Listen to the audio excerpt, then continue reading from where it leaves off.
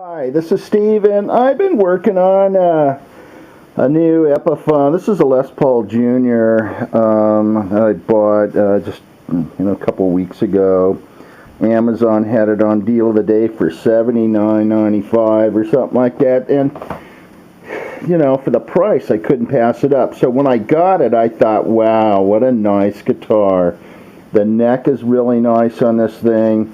It has a nice thin profile to it. I find very playable, and the frets are pretty nice too. So I started improving this guitar.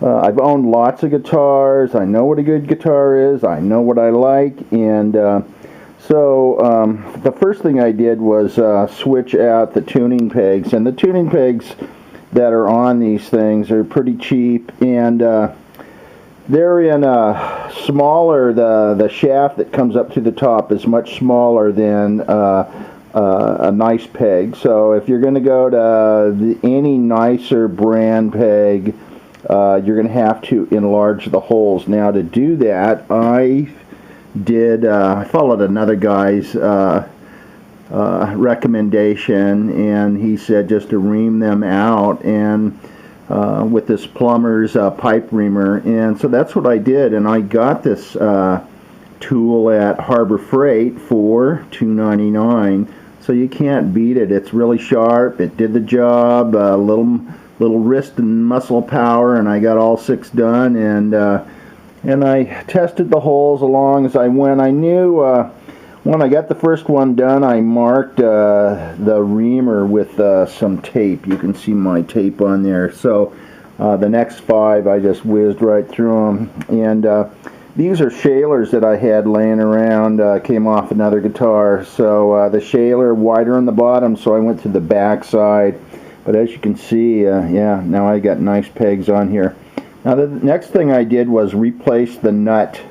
Got rid of the plastic nut, and hang on for a sec, I gotta go over and grab this. Sorry for the crazy run around the house here, but I want to show you this. Also available on Amazon, and this is an Epiphone style nut. You have to file it. Had to thin it out a little bit by rubbing it on a flat file, and then I took the sides down. And but now I've got a decent nut that should improve the tone quality. And the next thing I did is the actual pickup that came on this is pretty nice, but I want something that's spectacular. So this is a Seymore Duncan P90 and a humbucker surround, and I opted to go with that, and it was pretty easy, slip it in, do a couple soldering connections, and bang, you got original P90 sound, and that's what I'm after. I'm after a Les Paul Jr. sound, so I'm pretty stoked about that. Now the last thing I'm doing is I am filing down the frets. Now the frets weren't bad, but they do have some sharp edges. This side's not done, this side is done. So you can feel the sharp edges, and I started using just some needle files. I got a brand new set of needle files, and I've done a lot of filing. Used to be a silversmith, and I've used needle files extensively, hours and hours of practice, and I found that even with tape, I was making some marks in the guitar, so I stopped and went to YouTube and found that this Fret Guru ski type file, it's got 2 smooth sides and 2 sharp sides, was the way to go. And now I'm in the process of doing that, and I'm using some tape on either side of the file, and this is Gorilla tape, something substantial. I tried to use painter's tape, but it's too soft, and so and now I'm doing that old just get it on the fret here and then rounding it up over.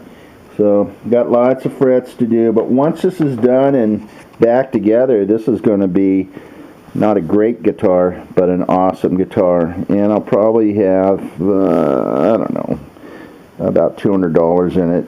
So if you're after a guitar that's very affordable, it's going to perform good for you, I recommend this. These guys, I think they're right now selling for $99 on Amazon, and they may have them back on deal of the day. But with a few upgrades, these things are awesome. So, signing out. That's my recommendation of the day. I'm showing you that reamer for $2.99. The Fret Guru Fret File, which I think I got on Amazon. That was pretty expensive. It was like 28 bucks, but it's a specialty tool, and you need it to do a good job.